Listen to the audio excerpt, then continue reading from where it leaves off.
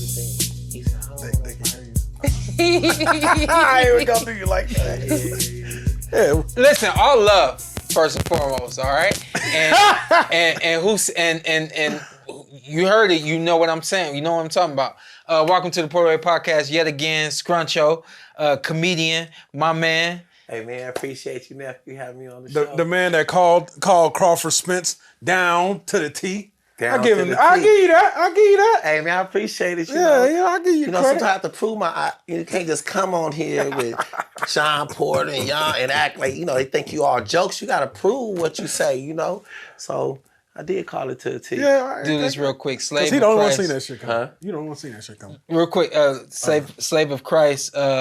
If it's true that Crawford is only fighting Spence at 147, do you believe this is a fair move on Spence since Spence wants to go to 54? And also, he gave Crawford an opportunity when he didn't have to. He really, people, let's make this clear. He did. He gave Crawford an opportunity when he didn't have to. I know that he could have moved up to 154, could have left the belts at 147. Is what it is.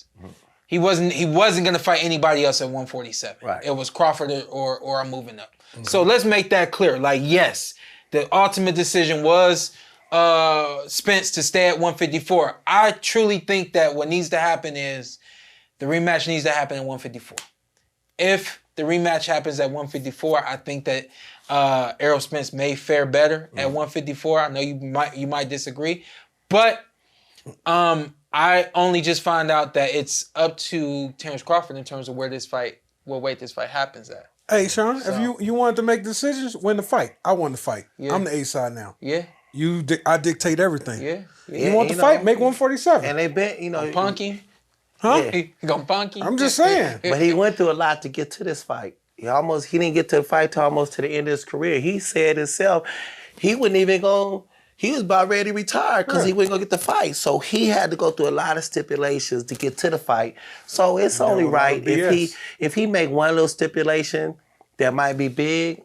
But if you got to get that payback, you got to go by any means necessary. If you want it. Yeah, if you want it, get it how you can get it. But at the end of the day, I think you got to give a respect to Crawford because it is what he said it is. Because he fought under what they say to fight under.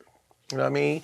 He gave up a lot to get a lot. So he just giving a little for Spence to get a lot back. So it's fair. And I think a warrior in Spence, he'll come down to 147. Yeah. He want that get back. A lot of people it's no point in doing it. Hey man, I think boxers are warriors.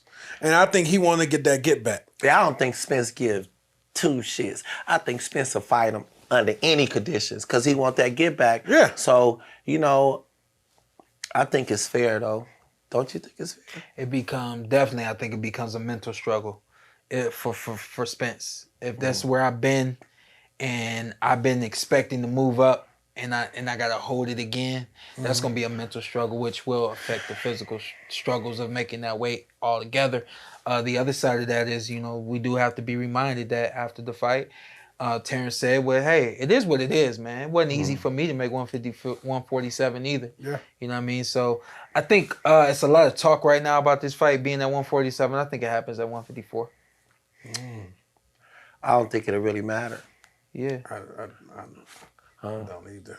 I don't think it'll really matter. I think styles make fights, and I just don't think. I think Spence is probably one of the Spence greatest. can switch it up enough?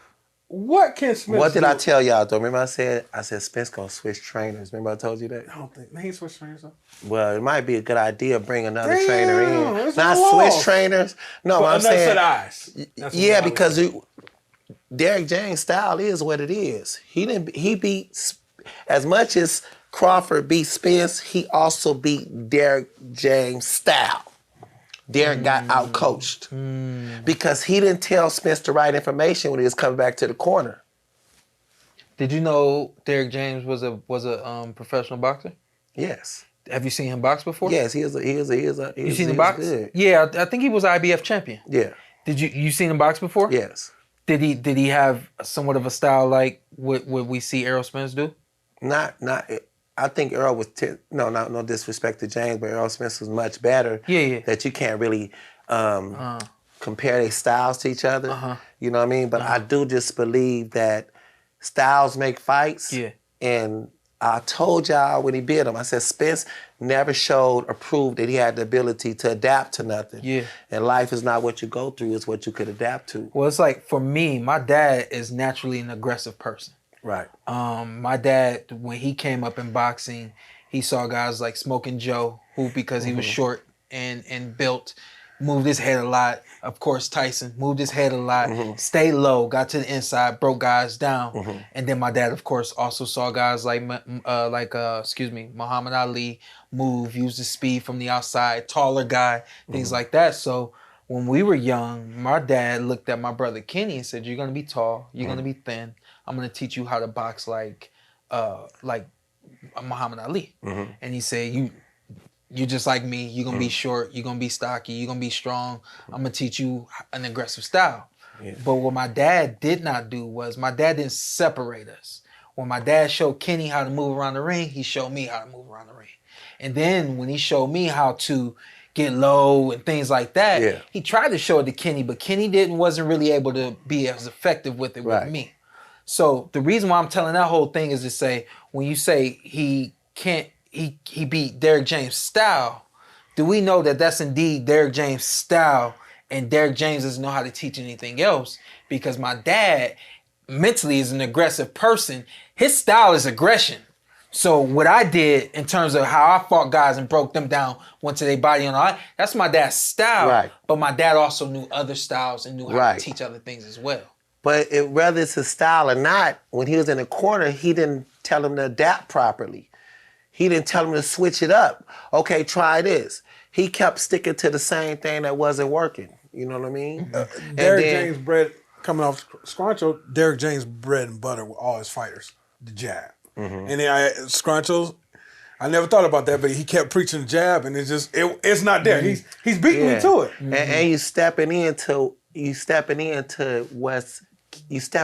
everything he throwing. You got to be able to switch it up. You know what I mean? And tell him to switch up. You the coach. You got to shine. That's not working. Let's try this. But they didn't have a plan B. They had one plan. And then I'll say this, and then we can move on. But I think that's why this second fight is gonna be a little different. I think that now you know that plan A didn't work. So you come to the ring, your plan A is now what your plan B was supposed to be. And so now we know we're gonna have a plan A, B, and probably even C. But remember this though, your plan A, your plan B and C, you're amateur at because you never did it. So it's loopholes in something you never did. Whether you don't know it or not. And whatever he trying, remember, Crawford already seen it 100 times. Nobody adapts like Crawford. And speaking of Crawford, if you think of if he ever fight Enos, right? With the visual, Enos is the truth. Enos is he one of the most exciting fighters I ever seen. Talent, skills, you can't find no flaws in him. Enos is the it. But stay away from Crawford. The reason why, because the one thing, we don't know if you could take a punch. And your speed, one thing neglect speed is timing. And nobody got timing. And when you don't see it coming, a punch that you can't see coming hurts you worse than a punch you can't see. How you know? I know.